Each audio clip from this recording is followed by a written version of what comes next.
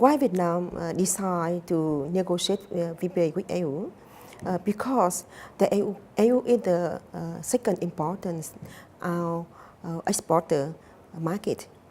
So, and also we also found that negotiation with VPA with EU, one time we can promote market to the EU, but other thing that we can have opportunity to improve the governance and forest governance in Vietnam, to set up the timber legality assurance system, and also to increase the competitiveness of our industry.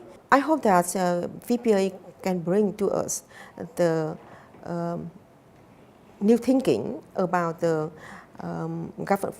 forest governance. Both sides want to combat the illegal logging, to address the deforestation, and also more than that is also the forest governance. So that's why I think it is a good initiative for both sides. Forest governance actually is quite a new concept for Vietnam. So it started introduced just in the last 5 years, and we feel that this is really important because it introduced on the key principles of the governance issues. So transparencies, accountabilities, predictabilities, and also very important is the participation.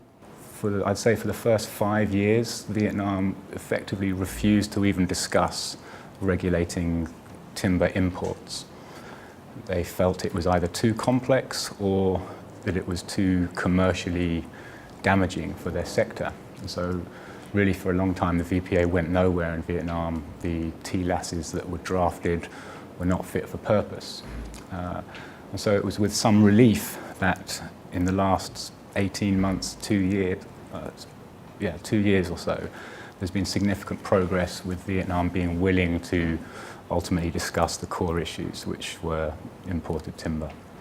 Millions of households are involved in the timber supply chain, from the forest plantation to transport to processing and to even in the market. However, they are very small and they even don't have a legal entity. And millions of households doing that, and they have no ideas of what is VPA FLEGT. So far, like I say, that FLEGT initiative is really a participatory process and stakeholder engagement. It is good, however, in order to make that is really stakeholder engagement. It takes time. It have to have resources, like human resources, like financial resources. So it means that it cannot do, full enough. So, for example, civil society, we have thousands of civil society in everywhere of the countries. But how can we can represent all the peoples from many corners? We have millions of households. We cannot represent them because we really have limited resources. One of the very important roles civil society will play is independent monitoring. So we monitor the implementation of the VPA FLEGT implementation. We monitor the impact of the implementation to the households and to the communities and to the small and medium enterprise. That is really important, and millions of households and micro small enterprise are living with really not good representation at the central level. Corruption is an enormous issue in Vietnam. The recent illegal trade flow that we exposed from Cambodia into Vietnam has systematic corruption built into every cubic meter involves about $45 of corrupt payments to government officials in Vietnam. And those officials work for the very agencies that will enforce the TLAS under the VPA. So there needs to be a significant anti-corruption drive within those agencies for stakeholders to really be confident that implementation will be good enough. from point of view of the governments, of course, we can see that this is more work for us to do verification and to set up system, and also to provide the guideline to the industry, to the household, to local community, and also to the CSO. Of course, more work for us.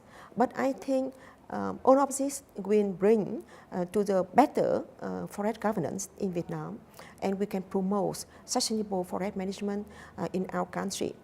And we think that it also have the reasons, not only in Vietnam, because Vietnam is the imported country, timber imported countries. We also have the reasons to improve, to attack to the illegal logging in the regions.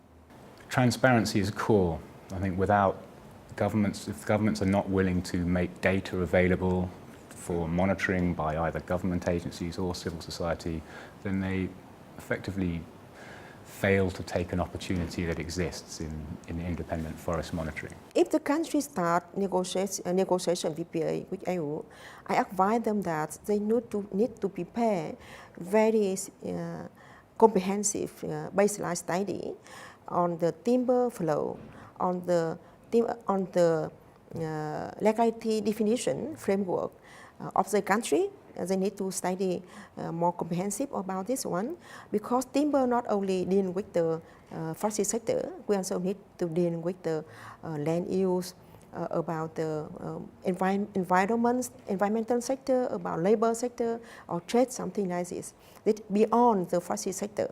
And the last but not least, don't forget about the stakeholder engagement during the negotiation.